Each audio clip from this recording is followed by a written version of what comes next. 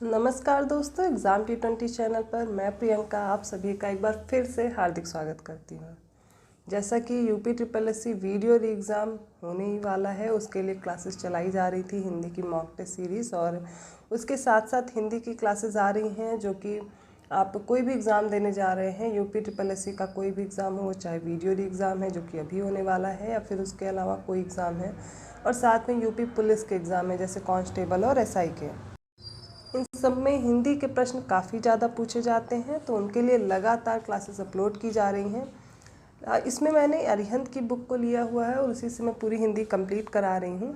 Chapter wise एक एक video आप लोग देखते जा रहे हैं, और हर वीडियो कंप्लीट होने के बाद जैसे ही एक चैप्टर कंप्लीट होता है, मैं उससे रिलेटेड प्रीवियस ईयर क्वेश्चन सारे एक साथ सॉल्व करवा देती हूँ।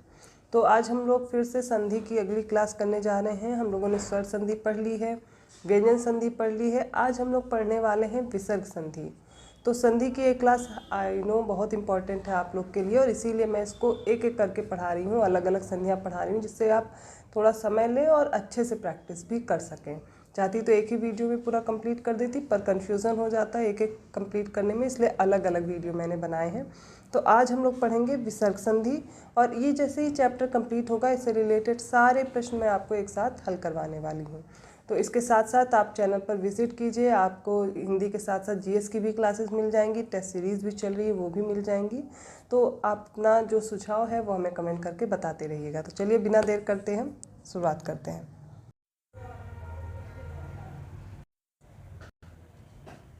विसर्गों का प्रयोग, विसर्ग संधि हम लोग सबसे पहले पढ़ रहे हैं। तो इसमें हम लोग विसर्गों का जो प्रयोग है वो संस्कृत को छोड़कर संसार की किसी भी भाषा में नहीं होता है। हिंदी में भी विसर्गों का प्रयोग नहीं के बराबर होता है। कुछ इन्हे गिने विसर्ग युक्त शब्द हिंदी में प्रयुक्त होते, जैसे अतः, पुनः, प्रायः, शनैः शनैः आदि। इन सब में क्या होता है, विसर्ग का प्रयोग होता है। हिंदी में मनः, तेजः, आयु, हरि, इनके स्थान पर मन, तेज, आयु, हरि शब्द चलते हैं, इसलिए वहाँ विसर्ग संधि का प्रश्न ही नहीं उठता। फिर भी हिंदी पर संस्कृत का सबसे अधिक प्रभाव है। संस्कृत के अधिकांश विधि निषेध हिंदी में प्रचलित है। विसर्ग संधि के ज्ञान के अभाव में हम वर्तनी की अशुद्धियों से मुक्त नहीं हो सकते, अतः इसका ज्ञान होना आवश्यक है। अब समझते हैं विसर्ग संधि को। देखिए, विसर्ग के साथ स्वर या व्यंजन के संयोग से जो विकार होता है उसे क्या कहते हैं, विसर्ग संधि। इसके प्रमुख नियम निम्नलिखित हैं। पहला नियम देखते हैं। यदि विसर्ग के आगे श, स, सा आए, ऊष्म जो व्यंजन है हा को छोड़कर, तो क्रमशः वह श, स मतलब आधा हलंत लग जाएगा उनमें, इसमें बदल जाएंगे। कैसे बदलते हैं, उदाहरण के जरिए से हम लोग समझते हैं। जैसे नि और शंख, इनकी संधि दी गई है, तो आप देखिए नि और शंख में ये जो श है, इससे पहले ये देखिए जो ये विसर्ग लगा हुआ ये आधे सा में बदल गया, क्या हो गया, निशंक। ऐसे दुशासन क्या हो गया, दुशासन। निसंदेह हो गया निस्संदेह, निसंग निस्संग हो गया, निशब्द निशब्द हो गया, निस्वार्थ निस्वार्थ हो गया, निस्वार्थ। तो पहला नियम क्या कहता है, यदि विसर्ग के आगे श, सा आए तो वह क्रमशः क्या होंगे, वो श, सा मतलब आधा जो हलंत लगेगा उनमें बदल जाएंगे। तो पहला नियम तो समझ में आ गया। अब दूसरा देखते हैं। यदि विसर्ग से पहले ई, ऊ हो और बाद में र आए तो विसर्ग का लोप हो जाएगा। जैसे नि और रव है, तो देखिए इसमें क्या हुआ है, ई या ऊ आए तो यहाँ पर ई की मात्रा लगी हुई है, और उसके बाद क्या आया है, विसर्ग आया, तो विसर्ग का लोप हो गया और ये दीर्घ में परिवर्तित हो जाएंगे, तो हो गया नीरव।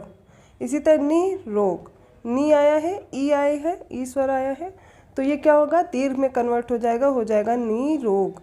इसी तरह नीरस किस में बदल जाएगा, नीरस में। तो दूसरा नियम याद रखिए, यदि विसर्ग से पहले ई या ऊ हो तो बाद में र आए तो विसर्ग का लोप हो जाएगा और ई तथा ऊ दीर्घ ई ऊ में बदल जाएंगे। अगला नियम देखते हैं। अगला है तीसरा नियम, उसके अनुसार देखते हैं। यदि विसर्ग के बाद च, छ, ट, ठ तथा त, थ आए तो विसर्ग क्रमशः श, स, स में बदल जाएंगे। कौन सा वाला सा है ये भी देख लीजिए। अगर च, छ आएगा तो श बदल जाएगा, ट, ठ आएगा तो स षटकोण वाला हो जाएगा, और त, थ आएगा तो सा सपेरा वाला हो जाएगा। देखते हैं, जैसे नी तार दिया गया है, नी तार, तो ता था दिया गया है, ता था में क्या था, सा बदलेगा तो क्या हो गया, निस्तार। इसी तरह दुचरित्र, चा आ गया, चा में किस में बदलना था, शलजम वाला, तो हो जाएगा दुष्चरित्र। इसी तरह निश्छल में देखिए, चा और छा में सेम है तो निश्छल हो जाएगा। धनु टंकार, धनु टंकार में आप याद रखिए टा आ गया ना, टा ठा में क्या होना था, षटकोण वाला सा आएगा आधा, तो धनुष टंकार हो गया। इसी तरह निठुर में निष्ठुर। तो एक बार फिर से इस नियम को देख लीजिए। यदि विसर्ग के बाद च, छ, ट, ठ तथा त, थ आए तो विसर्ग क्रमशः च, छ किस में बदल जाएगा, श सलजम वाला, ट, ठ बदल जाएगा सा षटकोण वाला, और त, थ बदल जाएगा सा सपेरा वाला। सारे आप देख लीजिए किस तरह उदाहरण आए हैं, जैसे नितार निस्तार में, दुचरित्र दुष्चरित्र में, निश्छल निश्छल में, और धनु टंकार धनुष टंकार में, और निठुर निष्ठुर में बदल जाएगा। अब विसर्ग संधि का चौथा नियम देखते हैं। विसर्ग के बाद क, ख, प, फ रहने पर, विसर्ग के बाद क, ख, प, फ रहने पर विसर्ग में कोई परिवर्तन नहीं होता। जैसे प्रातः और काल है तो का आ गया, यहाँ पर कोई परिवर्तन नहीं होगा, प्रातः काल ही रहेगा। ऐसे ही पयः पान है, पा आ गया तो पयः पान ही रहेगा। अंतःकरण, देखिए का आ गया ना, तो अंतःकरण में भी कोई बदलाव नहीं होगा। तो इस प्रकार चौथा नियम याद रखिए, विसर्ग के बाद क, ख, प, फ रहने पर विसर्ग में कोई परिवर्तन नहीं होता है, जैसे प्रातःकाल, पयःपान और अंतःकरण। अगला नियम देखते हैं। पांचवा नियम है, यदि विसर्ग से पहले अ या आ को छोड़कर कोई स्वर हो और बाद में वर्ग के तृतीय, चतुर्थ और पंचम वर्ण अथवा य, र, ल, व में से कोई वर्ण हो तो विसर्ग रा में बदल जाएगा। अर्थात अ और आ इन स्वरों को छोड़कर कोई भी स्वर हो, किसी भी वर्ग का तृतीय, चतुर्थ और पंचम वर्ण हो, या फिर अंतस्थ व्यंजन हो, तो विसर्ग हमेशा किस में बदल जाएगा, रा में। याद रहेगा, सारे स्वर हों और आ को छोड़कर तृतीय, चतुर्थ और पंचम वर्ण हो, जो तृतीय वर्ग और चतुर्थ और पंचम वर्ण होते हैं इनका वर्ग का, और अंतस्थ व्यंजन हो। यदि ये सब आएंगे तो हमेशा रा में परिवर्तन होगा। जैसे दुनिवार, दुनिवार आया, दुनिवार में क्या हो जाएगा, रा में परिवर्तन होगा तो दुर्निवार। इसी तरह दुबोध, और ये देखिए ये तीसरा देखिए वर्ण है, प, फ, बा तीसरा वर्ण है ना बा, तो यहाँ पर भी रा हो गया दुर्बोध। इसी तरह नि गुड़, निर्गुण में बदल जाएगा, ठीक है, ये भी तीसरा है वर्ण। नि आधार निराधार में, निधन निर्धन में, और निझर निर्झर में परिवर्तित हो जाएगा। फिर से उदाहरण देख लीजिए, दुर्निवार, दुर्बोध, निर्गुण, निराधार, निर्धन और निर्झर। तो पांचवा नियम याद रहेगा, यदि विसर्ग से पहले अ या आ को छोड़कर कोई स्वर हो और बाद में वर्ग के तृतीय, चतुर्थ और पंचम वर्ण या फिर या, रा, ला, वा में से कोई भी वर्ण हो तो विसर्ग क्या होगा, हमेशा रा में बदल जाएगा। अगला छठा नियम देखते हैं। यदि विसर्ग से पहले अ या फिर आ को छोड़कर कोई अन्य स्वर आए और बाद में कोई भी स्वर आए तो भी विसर्ग रा में बदल जाता है। जैसे निह आशा किस में बदल जाएगा, निराशा। फिर है नि ई निरीह में, नि उपाय निरुपाय में, नि अर्थक निरर्थक में। तो यदि विसर्ग से पहले अ आ को छोड़कर कोई अन्य स्वर आए और बाद में कोई भी स्वर आए तो भी विसर्ग रा में बदल जाएगा। जैसे निराशा, निरीह, निरुपाय और निरर्थक। अब देखते हैं सातवां नियम क्या कहता है। यदि विसर्ग से पहले अ आए और बाद में या, र, ला, वा या फिर हा आ जाए तो विसर्ग का लोप हो जाता है तथा विसर्ग ओ में बदल जाएगा। जैसे मनः विकार, मनः विकार में देखिए या, रा, ला, वा आ गया ना, तो यहाँ पर क्या हो जाएगा, विसर्ग ओ में बदल जाएगा, मनोविकार। इसी तरह मनः रथ किस में बदल जाएगा, मनोरथ में। पुरोहित किस में बदल जाएगा, पुरोहित में। मनःरम बदल जाएगा मनोरम में।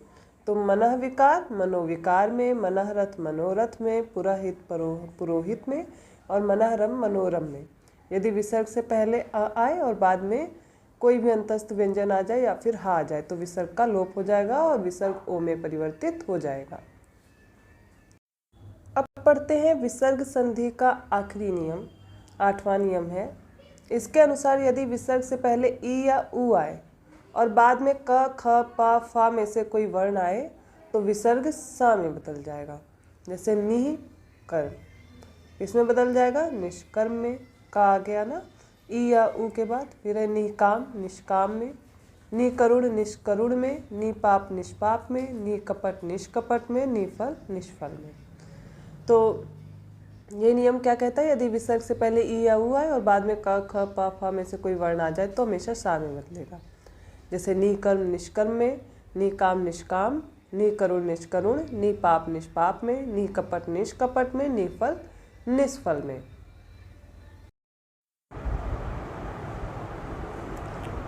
अब विसर्ग संधि के बाद हम पढ़ेंगे हिंदी की कुछ विशेष संधियाँ। जैसे क्या क्या है, हिंदी की कुछ अपनी विशेष संधि है। इनकी रूपरेखा अभी तक विशेष रूप से स्पष्ट निर्धारित नहीं हुई है, फिर भी इनका ज्ञान हमारे लिए आवश्यक है।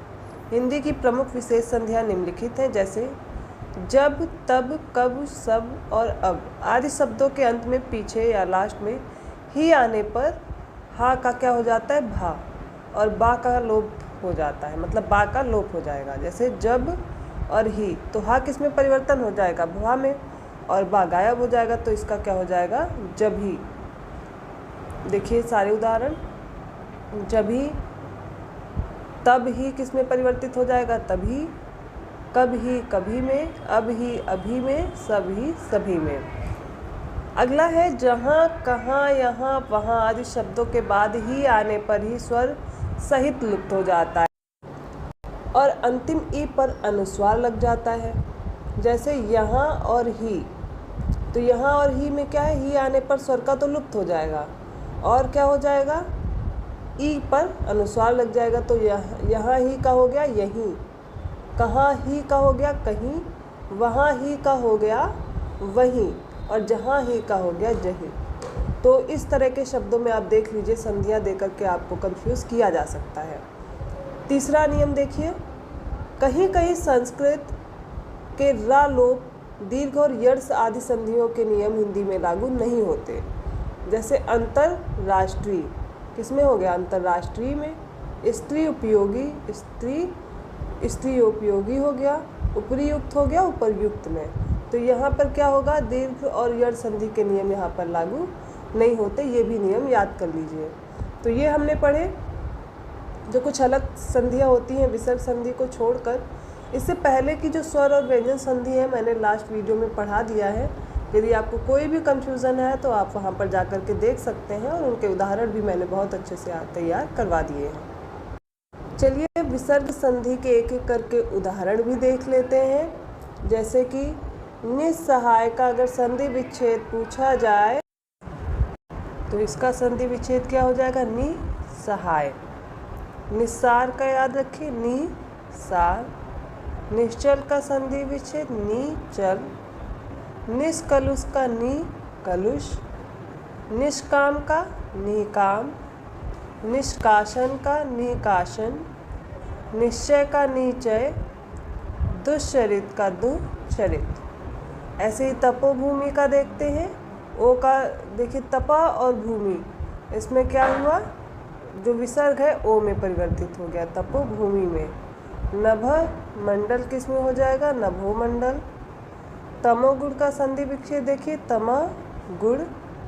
तिरोहित का तिरहित। दिवोज्योति का दिवा ज्योति। यशोदा का यशः और दा। आगे देखते हैं, जैसे शिरोभूषण, इसका संधि विच्छेद देखा जाए तो शिरः भूषण में हो जाएगा। मनोवांछा का संधि विच्छेद मनः और वांछा में। पुरोगामी का पुरःगामी। मनोग्राह्य का मनग्राह्य। निर्मम का संधि विच्छेद हो जाएगा निमम। दुर्जन का दुर्जन। निराशा का निआशा। निष्ठुर का निठुर और धनुष टंकार का धनु टंकार। आगे देखते हैं। दुश्चरित का हमने देख लिया था, दुचरित्र। निष्प्रयोजन, इसका अगर संधि विच्छेद दिया जाए तो आप करेंगे नि और प्रयोजन में। निष्प्राण का नि और प्राण में। निष्प्रभ का नि और प्रभ। निष्पालक निपालक। निष्पाप का संधि विच्छेद निपाप। प्राणी विज्ञान का प्राणी विज्ञान। योगीश्वर का योगी और ईश्वर में। ये तो अलग से संधि विच्छेद आपको दे दिए गए हैं। आगे देखते हैं। जैसे कि और आपको दिए गए उदाहरण, स्वामी भक्त, ये युवाणी जिनमें कोई परिवर्तन नहीं होता है। मनीष मन और ईश में है। दुर्दशा दुदशा। दुर्लभ दुर्लभ। निर्भय का नहीं भय। यशोगान का यश और गान, यहाँ पे भूमि नहीं है। धनुष टंकार का धनु टंकार। दुशासन हमने देख लिया, दुशासन। शिरोरेखा का संधि विच्छेद सिरह रेखा। यजुर्वेद का यजुर्वेद। नमस्कार का नमःकार। शिरस्त्राण का सिरह और त्राण। चतुसीमा का चतुसीमा। आविष्कार का आविष्कार। दुस्साहस का दु और साहस। ये हमने देखे विसर्ग संधि के उदाहरण। यहाँ पर विसर्ग संधि होती है आज कंप्लीट, अर्थात संधि हमने पूरी पढ़ ली है। स्वर संधि, व्यंजन संधि और विसर्ग संधि 3 प्रकार की होती है। स्वर संधि के भी 5 प्रकार हमने पढ़े।